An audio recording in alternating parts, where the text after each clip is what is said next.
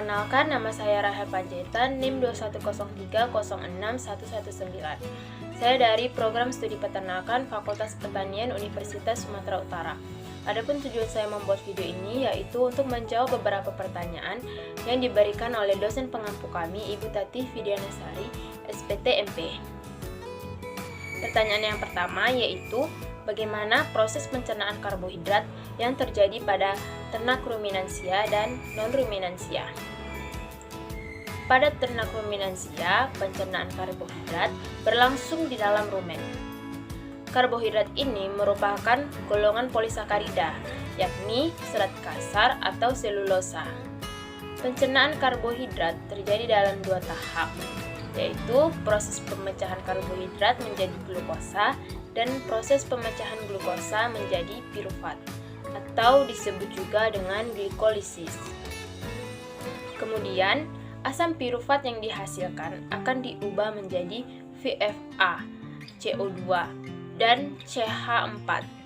VFH atau volatile fatty acid yang disebut juga asam lemak terbang inilah yang akan diserap melalui dinding rumen sehingga menjadi sumber energi bagi ternak ruminansia. Sedangkan hasil fermentasi berupa CO2 dan CH4 akan diserap juga melalui dinding rumen ke darah dan kemudian dikeluarkan melalui pernapasan, sendawa, dan urin. Proses pencernaan karbohidrat pada non-ruminansia pertama sekali terjadi di mulut dengan menggunakan enzim tialin untuk mengubah amilo menjadi maltase sebelum akhirnya dihidrolisis kembali menjadi gula sederhana atau glukosa yang sudah berbentuk senyawa monosakarida. Glukosa yang sudah berbentuk makronutrien tersebut akan diserap di usus halus atau disebut juga dengan intestinum tenue. Kemudian selanjutnya diedarkan melalui darah dan masuk menuju hati melalui vena aorta. Selanjutnya saya akan menjawab pertanyaan yang kedua, yaitu bagaimana proses metabolisme karbohidrat yang terjadi di dalam hati. Di dalam hati, monosakarida mengalami proses sintesis menghasilkan glikogen. Kemudian dioksidasi menjadi CO2 dan H2O atau dilepaskan untuk dibawa oleh aliran darah ke bagian tubuh yang memerlukan. Di samping itu, hati dapat mengatur kadar glukosa dalam darah atas bantuan hormon insulin yang dikeluarkan oleh kelenjar pankreas. Kenaikan proses pencernaan dan penyerapan karbohidrat menyebabkan glukosa dan darah meningkat, sehingga sintesis glikogen dari glukosa oleh hati akan naik. Nah, sebaliknya, jika melakukan banyak aktivitas, maka banyak energi yang digunakan untuk kontraksi otot, sehingga kadar glukosa dalam darah menurun. Dalam hal ini, glikogen akan diuraikan menjadi glukosa yang selanjutnya mengalami katabolisme dan menghasilkan energi. Untuk pertanyaan yang ketiga yaitu bagaimana proses pencernaan protein pada ruminansia dan non-ruminansia. Pada hewan ruminansia, asam amino untuk ternak yang berasal dari protein kemudian lolos degradasi atau biasa dikenal sebagai Beaver's protein. Protein mikroba rumen yang tercerna dan terserap dalam usus serta hasil fermentasi rumen merupakan fermentasi rumen oleh enzim proteolitik dalam rumen sehingga menghasilkan peptida dan asam-asam amino. Hasilnya ini sebagian besar akan mengalami katabolisme lebih lanjut atau deaminasi sehingga dihasilkan amonia atau NH3.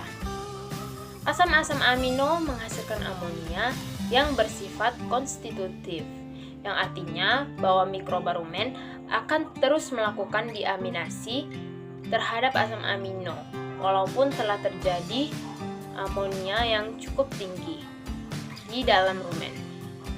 Selanjutnya, sebagian lagi asam amino tadi akan dihidrolisis lagi menjadi asam ketika sebelum akhirnya diubah menjadi VFA yang digunakan sebagai protein mikroba selanjutnya. Protein dalam pakan dan NTM akan diubah menjadi asam amino dan amonia dan akan disintesis ke dalam abomasum. Lalu di abomasum, mikroba rumen terbunuh dan menjadi sumber protein bagi ternak dan dalam usus kecil diabsorpsi dan masuk ke dalam aliran darah.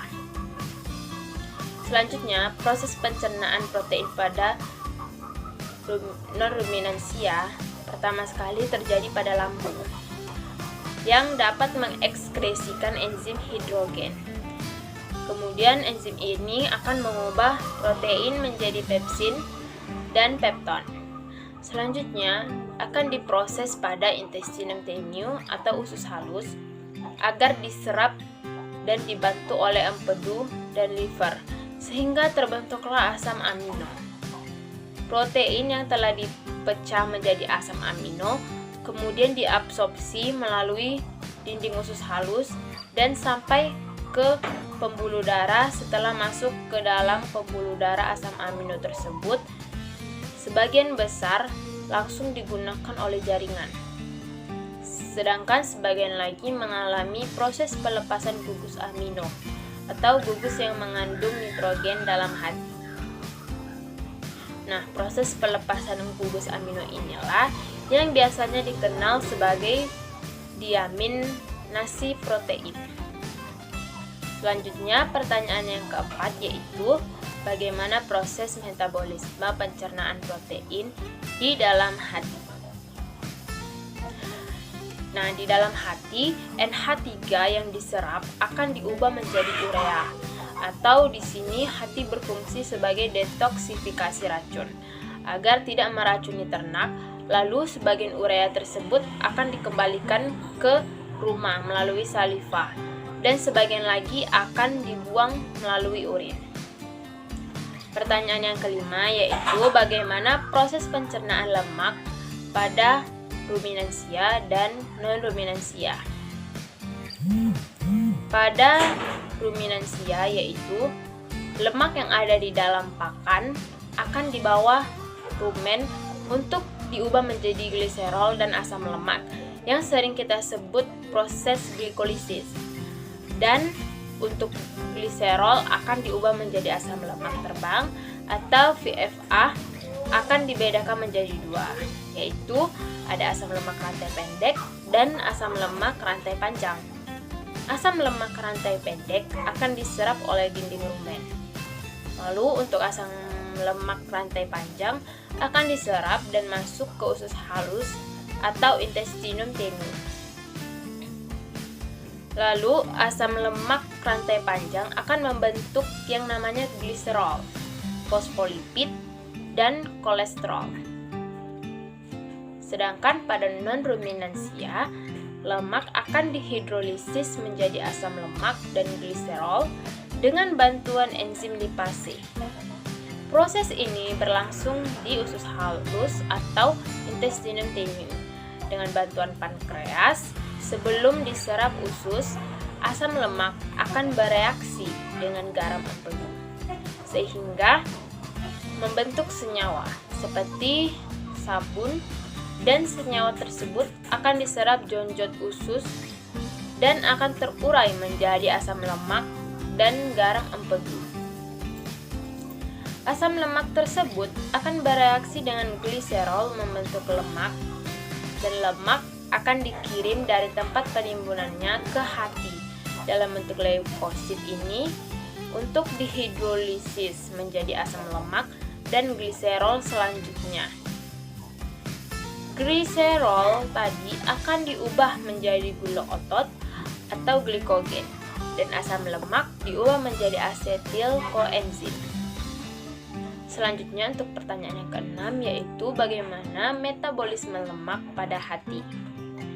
Metabolisme lemak oleh hati meliputi yang pertama, oksidasi asam lemak untuk menyuplai energi bagi fungsi tubuh yang lain.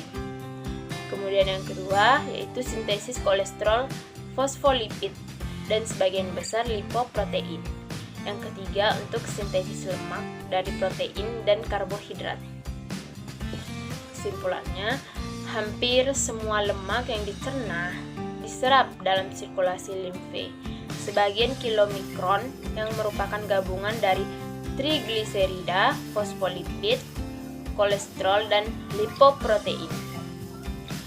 Kilomikron akan disalurkan oleh pembuluh limfe, kemudian diubah menjadi asam lemak dan gliserol, terutama oleh enzim kapiler hati. Dari kapiler, asam lemak dapat berdifusi masuk ke sebagian besar sel.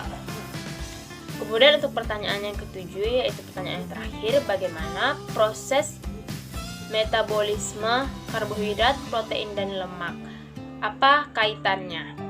Nah, dalam metabolismenya, karbohidrat akan diubah menjadi glukosa, lemak akan diubah menjadi asam lemak, dan protein diubah menjadi asam amino. Begitu sederhananya.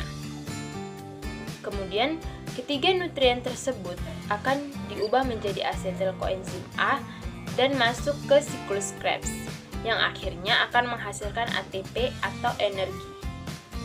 Di samping itu, dengan adanya titik temu ketiga komponen ini dalam siklus Krebs tadi, hal ini dapat berguna untuk saling menggantikan sumber energi yang ada dalam sel. Dengan demikian, kita tetap bisa terus melakukan aktivitas seperti biasanya dan dengan semestinya. Baiklah, sekian yang dapat saya jelaskan. Saya ucapkan terima kasih dan mohon maaf apabila ada kesalahan.